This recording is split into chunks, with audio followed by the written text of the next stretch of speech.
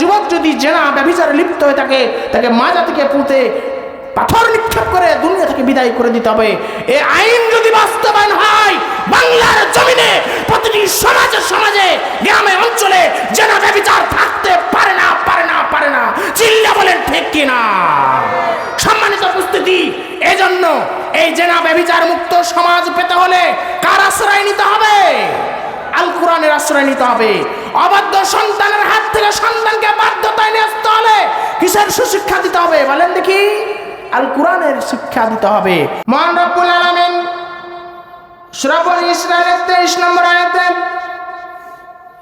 ডাক দিয়ে বলেন, ওয়া ক্বাযা রাব্বুকা আল্লা তা'বুদু ইল্লা ইয়্যাহু ওয়া বিল ওয়ালিদাইনি ইহসানা। তোমার রব, তোমার প্রভু, তোমার আল্লাহ, তোমার সৃষ্টিকর্তা, তোমার স্রষ্টা, আপনার আমার রব কে বলেন দেখি? আপনার আমার রব কে? আল্লাহ। সে আল্লাহ পাক রব্বুল ইজ্জত ফয়সালা করে দিচ্ছেন, ওয়া ক্বাযা রাব্বুকা, তোমার রব ফয়সালা করে দিচ্ছেন, তোমার রব নির্ধারণ করে দিচ্ছেন, আল্লাহ তা'বুদু ইল্লা ইয়্যাহু, তোমরা তিনি ছাড়া, তোমার রব ছাড়া, তোমার সৃষ্টিকর্তা ছাড়া কারো ইবাদত করবে না, কারো গোলামি করবে না, কারো দাসত্ব করবে না।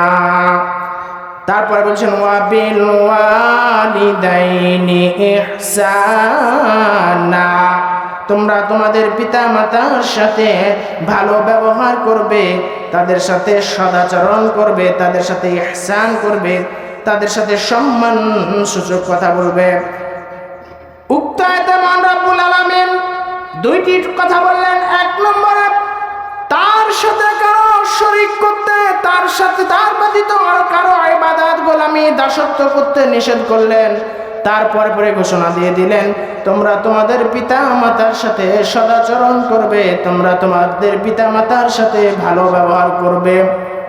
এরূপ ঘটনা কিরূপ ভাবে সেই পিতা মাতার সাথে সদাচরণ করতে হবে সেটি অন্যান্য আয়াতে অন্যান্য জায়গায় যেগুলো পাই সেগুলো হাদিসের থেকে আমরা ব্যাখ্যা নেই। কিন্তু আমার আল্লাহ, আপনার আল্লাহ, আমার আপনার রব, তিনি হলেন কে? আল্লাহ। সেই আল্লাহ তাআলা পরের অংশে ব্যাখ্যা করে বলে দিচ্ছেন সেই পিতা মাতার সাথে কেমন ভাবে সদাচরণ করতে হবে, কেমন ব্যবহার করতে হবে। পরের অংশে মহান রব্বুল আলামিন বলেন, ইম্মা ইয়াবলুগান্না ইনদাকাল কিবারা আহাদুহুমা আও কিলাহুমা ফালা তাকুল লাহুমা উফফিন ওয়ালা তানহারহুমা ওয়া কুল লাহুমা কাওলান কারীমা। আল্লাহ পাক রব্বুল ইজ্জত বলেন যে তোমরা তোমাদের পিতামাতার সাথে তাদের দুইজনের একজন বা দুইজনকে যদি দুইজন বৃদ্ধাবস্থায় পেয়ে যাও, তবে তাদেরকে তোমরা উহ শব্দটি বলবে না, তাদের সাথে উফ অর্থাৎ উহ শব্দটি কটু কথা বলা যাবে না। আল্লাহ পাক রব্বুল ইজ্জত এখানে বৃদ্ধাবস্থায় যখন পিতামাতা উপনীত হয়ে যায়, পিতামাতার বোধগম্য জ্ঞান থাকে না, অবুঝের মতো আচরণ করে, শিশুর মতো আচরণ করে, শিশু সুলভ আচরণ করে। এই জন্য মহান রব্বুল আলামিন এখানে বলে দিলেন যে তোমরা তোমাদের পিতামাতা বৃদ্ধাবস্থায় উভয়কে যদি পাও বা তাদের একজনকে পাও, তো ফালা তাকুল লাহুমা উফিন, তাদেরকে উ শব্দটাও বলবে না। এবং কিভাবে কথা বলতে হবে তারপরে অংশে মহান রব্বুল আলামিন ওয়ালা তানহারহুমা, এবং তাদেরকে ধমকের সুরে কথা বলবে না, তাদেরকে ধমক দিবে না, জোর কণ্ঠ দিয়ে কথা বলবে না। ওয়াকুল লাহুমা কাওলান কারীমা, বরং তাদেরকে ধমকের সুরে কথা না বলে তাদের সাথে সম্মান সূচক সম্মান দিয়ে কথা বলবা, মর্যাদার সহিত কথা বলবা, খুব সুন্দর আচরণ দিয়ে কথা বলবা। পরের অংশে মহান রব্বুল আলামিন সেই পিতামাতার জন্য, যেই পিতামাতার জন্য আপনি আমি দুনিয়ার সহ্য করে আপনাকে আমাকে পৃথিবীর আলো দেখালেন, সেই আল্লাহ পাক রব্বুল ইজ্জাত সেই পিতা মাতার জন্য একটি দোয়া শিখিয়ে দিলেন পবিত্র কোরআনে। একবার বলি আলহামদুলিল্লাহ।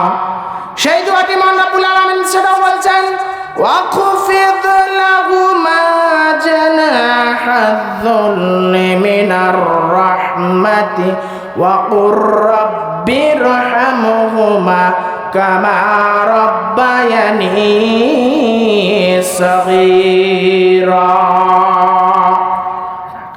আল্লাহ পাক রব্বুল ইজ্জাত পিতামাতার সাথে সুন্দরভাবে কথা বলার পরে আরেকটি কথা শিক্ষা দিলেন, তাদের সাথে নরম হয়ে এবং রহমের সাথে তাদের সামনে নত হয়ে যাবে এবং তাদের জন্য দোয়া করবে। আমার সাথে সাথে সকলেও করুন, ওয়াকুর রাব্বিরহামহুমা। আপনাদের পিতামাতা নাই তো দোয়াটা তো দরকার, পাঠ করেন, ওয়াকুর রাব্বিরহামহুমা কামা রাব্বায়ানি সাগীরা।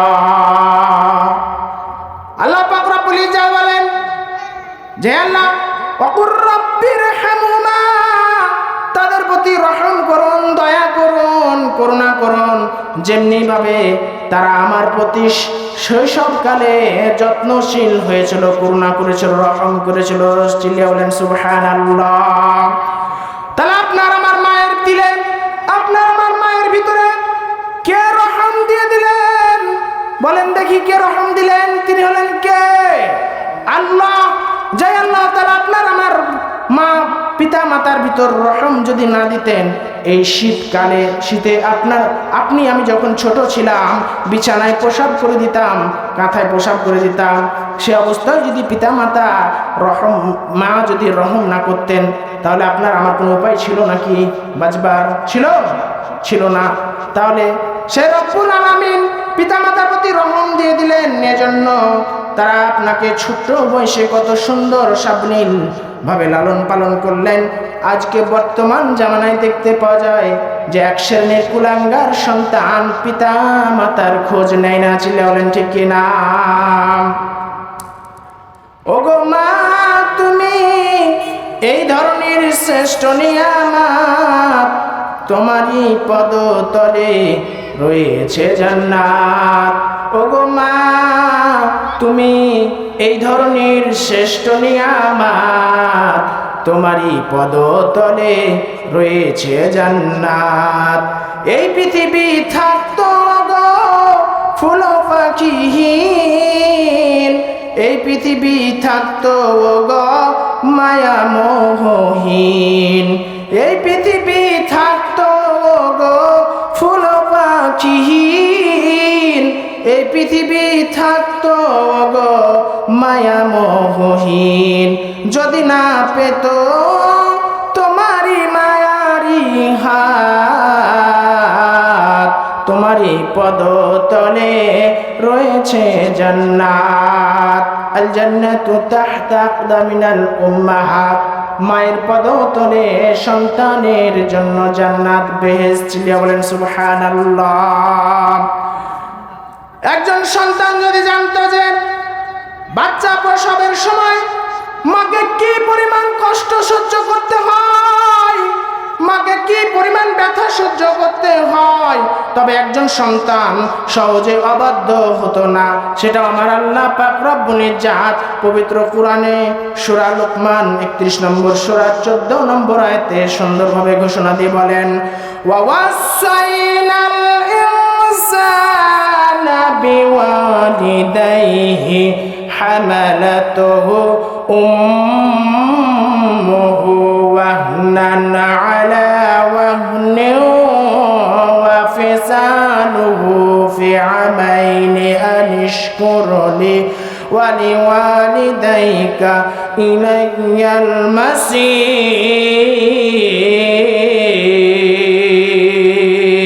আল্লাহু আকবার। আল্লাহ পাক রব্বুল ইজ্জাত বলেন, আমি মানুষদিগকে তার পিতা মাতার হক চিনে নেবার জন্য তাগিদ দিয়েছি। তার মা কষ্টের পর কষ্ট, তার জনম দুঃখিনী মা কষ্টের পর কষ্ট সহ্য করে তাকে নিজের পেটে রেখেছে এবং তার দুধ ছাড়াতে 2 বছর লেগেছে। চিল্লা বলেন সুবহানাল্লাহ। যেই মা আপনাকে আপনার আমার মা জনম দুঃখিনী মার পেটে 10 মাস 10 দিন জায়গা হওয়ার পর দুনিয়ার বুকে ভূমিষ্ঠ হবার পর যেই মায়ের বুকের দুধ খেলেন 2টি বৎসর, দৈনিক 2 থেকে 2.5 কেজি দুধ, যেই দুধ 1 ফোঁটা দুধ উৎপন্ন হতে 70 ফোঁটা রক্ত লেগেছে, সেই মায়ের বুকের দুধ খেয়ে এক প্রকার বাংলার জমিনে নাফরমান কুলাঙ্গার সন্তানরা পিতা মাতার সেবা করে না। বর্তমান জামানার একটি বাস্তব চিত্র হলো সন্তানের হাতে পিতা খুন হয় কি হয় না? এরূপ কুলাঙ্গার সন্তান আছে না নাই? কথা বলতে হবে। এরূপ কুলাঙ্গার সন্তান আমরা দেখতে চাই না। এই জন্য প্রত্যেক পিতা মাতা, গার্জিয়ান, অভিভাবক যারা রয়েছেন তাদের জন্য দায়িত্ব কর্তব্য হলো সন্তানকে সুশিক্ষা দিতে হবে। সন্তানকে যদি সুশিক্ষা না দেন, এই সন্তানই আপনার জন্য কুলাঙ্গারে রূপান্তরিত হয়ে আপনার আমার ঠিকানা হবে বৃদ্ধাশ্রম। চিল্লে বলেন ঠিক কিনা? এই জন্য মুসলমান জবান খুলে কান খাড়া করে কথাগুলো শ্রবণ করবেন। কথাগুলো অত্যাধিক মূল্যবান কথা, কিন্তু আমরা মূল্যবান কথা শ্রবণ করতে রাজি নয়। জালসার প্যান্ডেলে এসে আমরা বাজারে ঘোরাফেরা করি, বাজার করায় মগ্ন, মেলায় মগ্ন, ওইদিকেই ব্যস্ত। এসেছি দিনই হালকা কিছু কথা শ্রবণ করবার জন্য, কিন্তু এদিকে আপনার আমার ভ্রুক্ষেপ নাই। আমরা প্যান্ডেলের বাইরে এদিক ওদিক ঘুরে বেড়াচ্ছি। এরা কি করতে এসেছে? মাহফিল শ্রবণ করতে এসেছে? মাহফিলকে সাফল্য মণ্ডিত করতে এসেছে? না মাহফিলকে সৌন্দর্য মণ্ডিত করতে এসেছে? না মাহফিলের সৌন্দর্য বিলোপ করতে এসেছে? কোনটা? সম্মানিত উপস্থিতি, কথা যেটি বলছিলাম, আপনার আমার মায়ের গর্ভে এই 10 ইঞ্চি পেটে আপনার আমার মায়ের 10 ইঞ্চি জায়গায়, এই পেটের 10 ইঞ্চি জায়গায় আপনার আমার জায়গা হলেও দুঃখজনক হলো সত্য, এক শ্রেণীর কুলাঙ্গার সন্তানরা যে মায়ের 10 ইঞ্চি পেটে আপনার আমার জায়গা হলো, সেই সন্তানরা বড় হয়ে 10 তলা ফ্ল্যাটের মালিক, 2 তলা 5 তলা ফ্ল্যাটের মালিক হবার পর পিতা মাতার জন্য একটি ঘরের জায়গা হয় না। তাই তারা সেই কুলাঙ্গার সন্তানগুলো বৃদ্ধাশ্রমে পাঠিয়ে যায়। চিল্লে বলেন ঠিক কিনা? এজন্য পিতা মাতার দায়িত্ব কর্তব্য হলো সন্তানকে সুশিক্ষা দিতে হবে। সন্তানকে যদি সুশিক্ষা না দেন, তাহলে সন্তান আপনার আমার ঠিকানা করে দিবে বৃদ্ধাশ্রম। এজন্য সন্তানকে কোরআন হাদিসের জ্ঞান দিতে হবে না? হবে না? কথা বলছেন না কেন? দরকার নাই আপনাদের সন্তানদের কোরআনের সুশিক্ষা দেবার? কথা একটু বলেন, আওয়াজ আসলে ভালো লাগে আলোচনা করতে। মহান রব্বুল আলামিন কত কষ্ট সহ্য করেছে আপনার আমার জনম দুঃখিনী মা। একটু চিন্তা করে দেখুন, সাধারণভাবে একজন মানুষ 45 ইউনিট ব্যথা সহ্য করতে পারে, কিন্তু আপনার আমার জনম দুঃখিনী মা বাচ্চা প্রসব করতে গিয়ে 57 ইউনিট ব্যথা সহ্য করে। সুবহানাল্লাহ বলতে ইচ্ছা হচ্ছে না? একজন স্বাভাবিক মানুষ 45 ইউনিট ব্যথা সহ্য করতে পারে, কিন্তু আপনার আমার জনম দুঃখিনী মা বাচ্চা প্রসব করতে গিয়ে 57 ইউনিট পর্যন্ত ব্যথা ধারণ করে। যেটি বিজ্ঞান বলছে, চিকিৎসা বিজ্ঞান বলছে যে একসাথে 20টি হাড্ডি ভাঙলে যে ব্যথা হয়, সেই ব্যথা আপনার আমার মা বাচ্চা প্রসব করতে গিয়ে ধারণ করেছে। চিল্লা বলেন সুবহানাল্লাহ। অথচ দুঃখজনক হলো সত্য, আমরা এই মাকে চিনি না, যে মা আপনার আমার জন্য এত কষ্ট সহ্য করলো, মৃত্যুর সাথে পাঞ্জা লড়ল, মৃত্যু মুখে পতিত হয়ে গিয়েও আপনাকে আমাকে দুনিয়ার বুকে সুন্দর সাবলীল দুনিয়াটি দেখাবার জন্য যিনি এত আপ্রাণ চেষ্টা চালালেন, সে হলো কে? আপনার আমার মা। সেই মাকে আপনার আমার ধমকেশ্বরে কথা বলে, মায়ের একদার দুধের দাম কাটিয়া গায়ের চাম, মায়ের একদার দুধের দাম কাটিয়া গায়ের চাম, পাপস বানাইলে ঋণের শোধ হবে না আমার মা। মা গো, হবে ঋণ শোধ হবে? যে 10 ইঞ্চি পেটে আপনার আমার মায়ের এই 3.5 হাত বড়িটুকুর জায়গা হলো, এই কুলাঙ্গার বড় হয়ে পিতামাতার সাথে সদাচরণ করে না। এই জন্য আপনাকে আমাকে, সম্মানিত উপস্থিতি, আল্লাহ পাক রব্বুল ইজ্জত বলেন যে পিতামাতা যদি বিধর্মীয় হয়, পিতামাতা যদি মুশরিক হয়, তবুও সেই পিতামাতার সাথে সদাচরণ করার জন্য কথা বলা হয়েছে। আজকালকার পোলাপান অনেক সময় সন্তানরা, যুবকরা, আমার যুবক ভাইদের উদ্দেশ্য করে বলতে যায়, যুবকরা বউ পেয়ে পিতা মাতাকে ভুলে যায়। চিল্লা বলেন ঠিক কিনা? এক শ্রেণীর যুবক আছে সাদা চামড়ার পিছনে করে, মনে করে যে বউ হারালে বউ পাওয়া যাবে না, এই জন্য বউয়ের কথায় উদ্বস করে পিতামাতার সাথে সদাচরণ করতে দ্বিধাবোধ করে, পিতামাতার সাথে সুন্দর সাবলীলভাবে কথা বলতে ভয় পায়। এই জন্য আজকালকার পোলাপান বাপরে বলে হুকটান, মারে বলে কুটনি বড়ি, বউরে বলে সোনার চান। চিল্লা বলেন ঠিক কিনা? এরকম কুলাঙ্গার সন্তান আছে না নাই? এই জন্য সম্মানিত উপস্থিতি, আপনাকে আমাকে কি করতে হবে? পিতামাতার সাথে সদাচরণ করতে হবে, ভালো ব্যবহার করতে হবে। অবাধ্য সন্তানের পরিণতি জানলে আপনার আমার চোখ বেয়ে এমনি এমনি পানি চলে আসবে।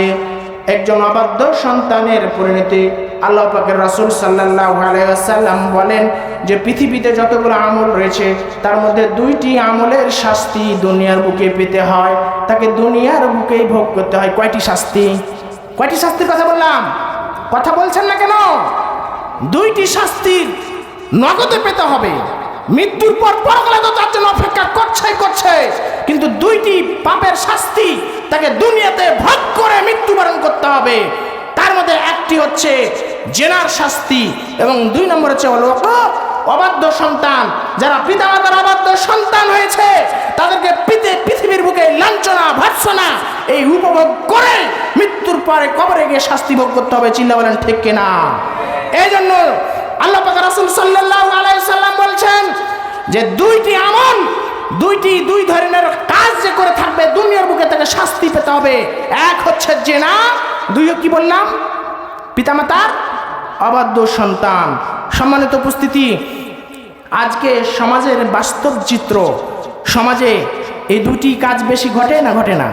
আমরা নগদে বিশ্বাসিত, এই জন্য যে নগদে পেতে চাই হুজুর, এই জন্য সমাজে দেখবেন যে জেনা, ব্যভিচার এবং পিতামাতার অবাধ্য সন্তান 100টাতে 80টাই হয়ে গেছে, হয় নাই? এই জন্য সম্মানিত উপস্থিতি, যে কথাটি বলতে চাচ্ছিলাম, আমার প্রিয় বন্ধুগণ, যে কথাটি বলতে চাচ্ছিলাম যে পিতামাতার সাথে যদি কেউ দুনিয়ার বুকে বদমেজাজি করে থাকে, খারাপ আচরণ করে থাকে, তাকে দুনিয়ার বুকে তার সন্তান দেশ পরিশোধ করে দেবেন। তিনি হলেন কে?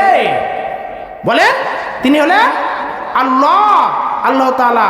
একজন তার পিতাকে থাপড়াইতে 1.5 কিলো দূর নিয়ে গেছে।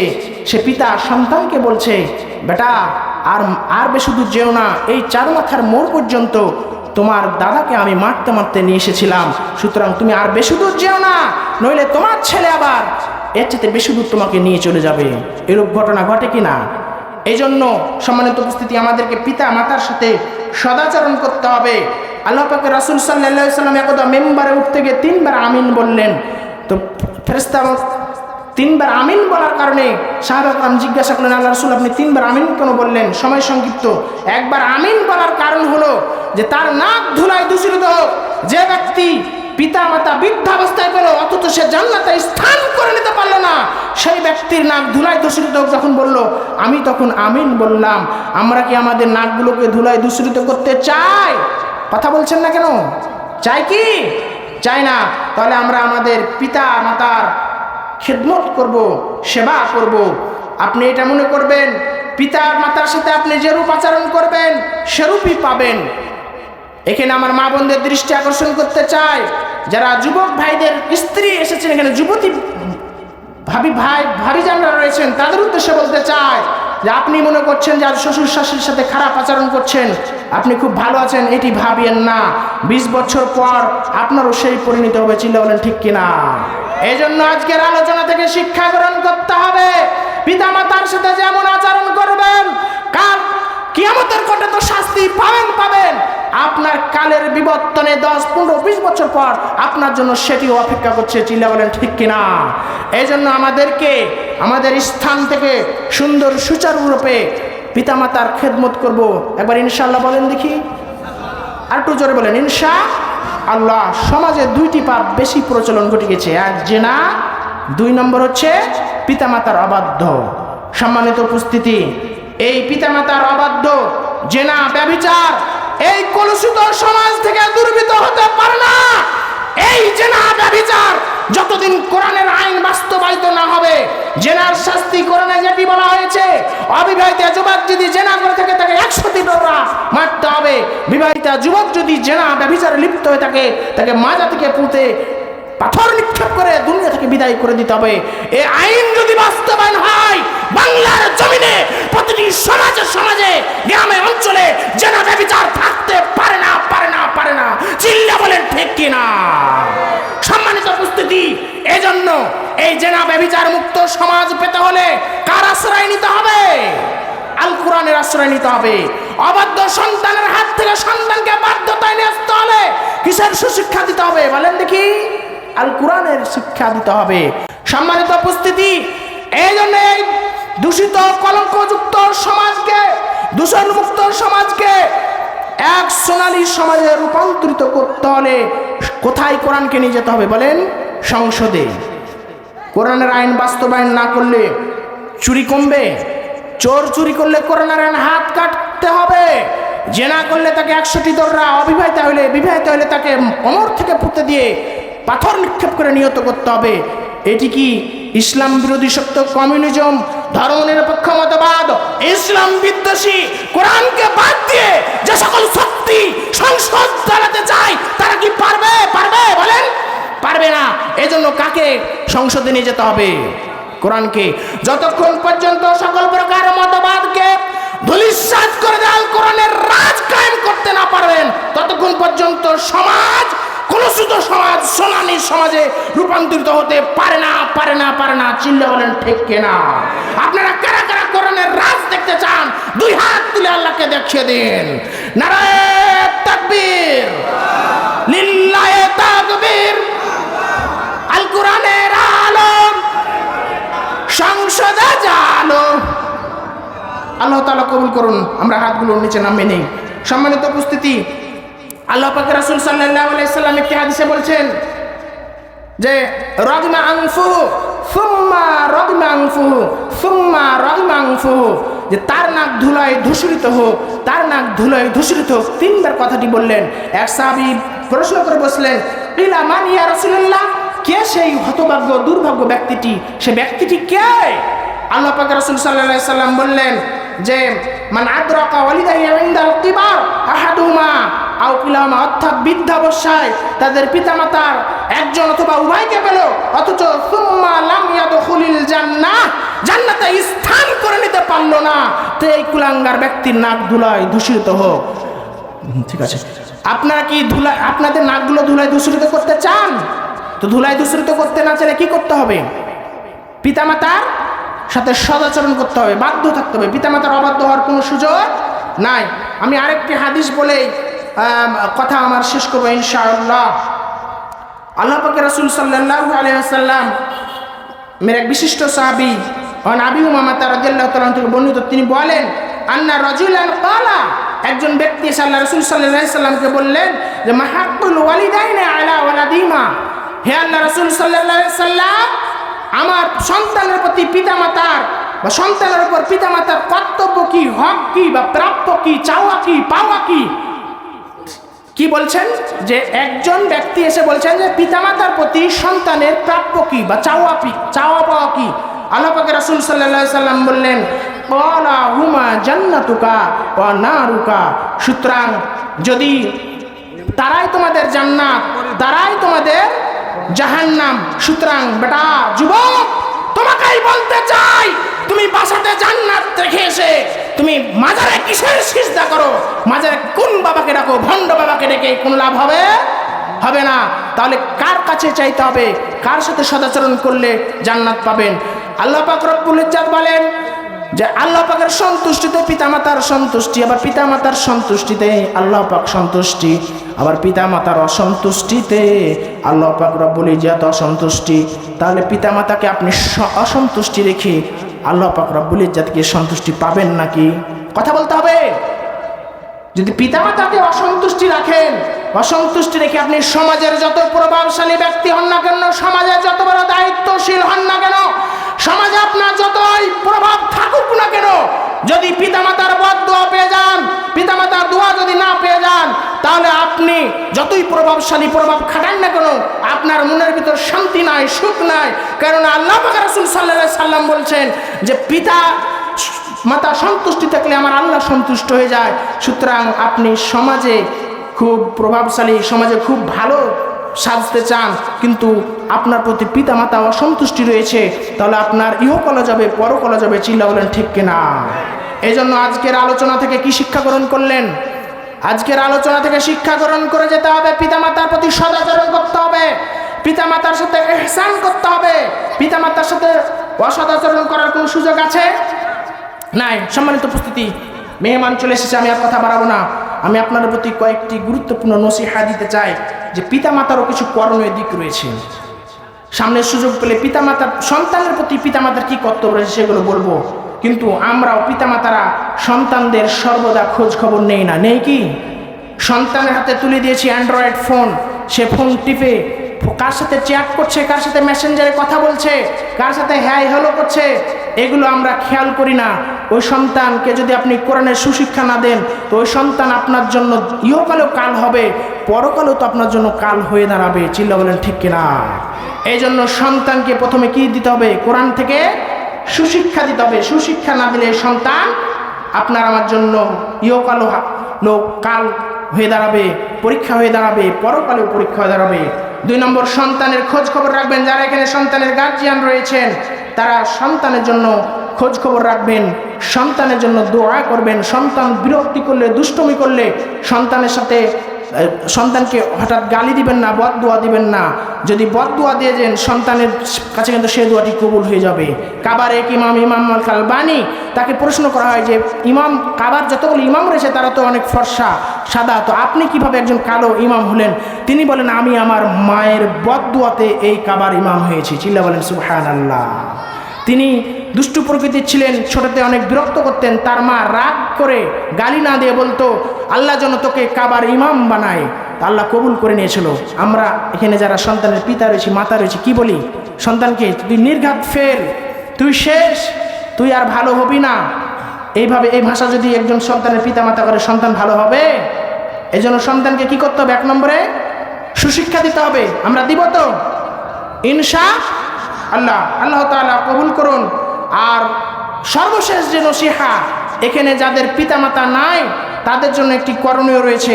আপনারা পিতামাতার জন্য খাস করে 3টি আমল কবরে জারি থাকে মানুষ মারা যাবার পরও। তার মধ্যে সন্তান, সুসন্তান এবং সন্তানের জন্য, পিতামাতার জন্য সন্তান যদি কিছু দান খেরাত করে, তা আমার বাইতুল আমান জামে মসজিদের জন্য আপনারা যাদের সন্তান পিতামাতা জীবিত নাই, আপনারা দান করার জন্য মনস্থির করবেন ইনশাআল্লাহ। বলেন একবার। আর যারা এখানে যাদের পিতামাতা জীবিত রয়েছে তাদের প্রতি নসিহা হলো যে আপনারা 50-50 করবেন, অর্থাৎ অর্ধেক এই বাইতুল আমান মসজিদে দান করবেন, আর অর্ধেক টাকা দিয়ে পিতামাতার জন্য কিছু হাদিয়া, উপঢৌকন, কিছু খাদ্য নিয়ে যাবেন আজকের মাহফিল থেকে। নিয়াত করা যায় ইনশাআল্লাহ? বলেন ইনশাআল্লাহ। আল্লাহ তাআলা কবুল করুন। আল্লাহ তাআলা আমাদের সকলকে একজন আদর্শবান, আইডিয়াল সুসন্তান না হয়ে মৃত্যুবরণ যেন আমাদের না হয়, এই কামনা ব্যক্ত করি। আমরা সকলে বলি আল্লাহুম্মা আমিন। পৃথিবীতে যতদিন আল্লাহ তুমি এই জীবন দিয়েছো, নাফস দিয়েছো, আত্মা দিয়েছো, এই নাফস, এই আত্মা যেন যাবার পূর্ব পর্যন্ত পিতামাতার সন্তুষ্টি নিয়ে, পিতামাতার সৎ দোয়া নিয়ে আমরা সকলে যেতে পারি। আমরা সকলেই বলি আল্লাহুম্মা আমিন।